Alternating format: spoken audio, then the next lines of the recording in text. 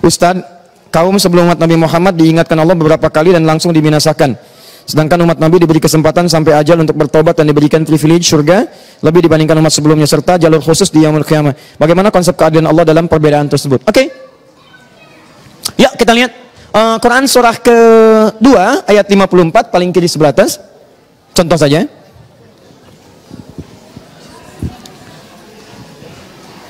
Quran surah 2 ayat 54.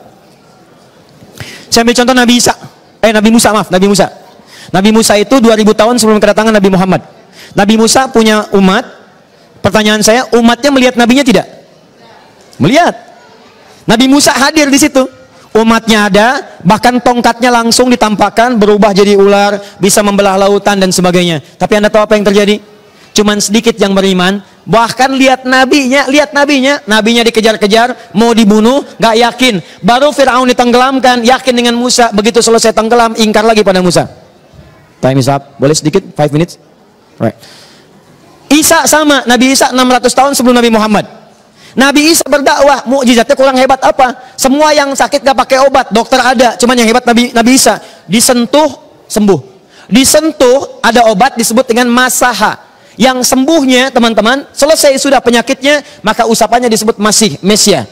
Karena itu Nabi Isa disebut dengan Mesia, Al-Masih, Yesus. Kenapa? Setiap nyentuh sembuh. Nabi Isa buta, sentuh sembuh. Nabi Isa sakit gigi, sentuh sembuh. Nabi Isa kolera, sentuh sembuh. Pokoknya dokter bangkrut lah saat itu. Ya, bangkrut. Selesai. Yang mati, hei bangun dengan izin Allah, hidup.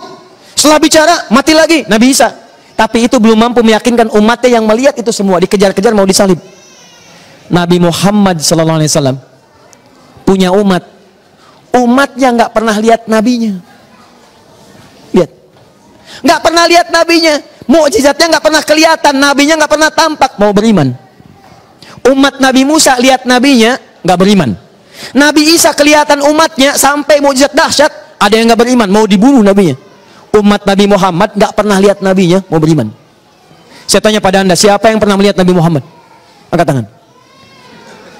Even dalam mimpi, angkat tangan. Kok bisa Anda beriman? Makanya langsung Nabi memohon kepada Allah. Lihat kalimatnya ketika duduk singkat. Indah sekali. Lihat kalimatnya. Ashtaqu bi ikhwani. Kata Nabi satu kali, saya rindu dengan saudara-saudari saya. Kata sahabatnya, alasna ikhwanak. Ya Rasulullah, bukankah kami saudara-saudarimu? Kata Nabi, lastum ikhwani. Kalian bukan saudara-saudariku. Bal antum ashabi.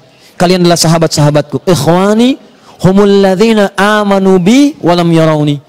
Saudara-saudariku itu adalah orang-orang hebat yang nanti di masa depan gak pernah lihat saya tapi mau beriman kepada saya. Kalian beriman karena lihat saya, kalian sahabat saya. Tapi mereka itu gak pernah lihat saya mau beriman kepada saya. Makanya umat Nabi Muhammad diberikan privilege oleh Allah. Di antaranya taubat dengan cara yang sangat indah sempurna. Umat Nabi Musa, nih ada kotoran di pakaiannya. Bagaimana cara membersihkannya? Sobek. Belum dianggap itu selesai najisnya kecuali kalau disobek. Sobek. Musyrik, pengen tobat, bunuh diri. Bunuh dulu dirinya, baru kemudian tobat. Karena saking kesalnya itu, disuruh tobat, enggak lagi. Tobat, enggak lagi. Tobat, maksiat lagi. Tobat, pengen bunuh nabinya. Sekarang kata Allah, kalau pengen serius tobat, bunuh diri dulu. Faqtulu anfusakum.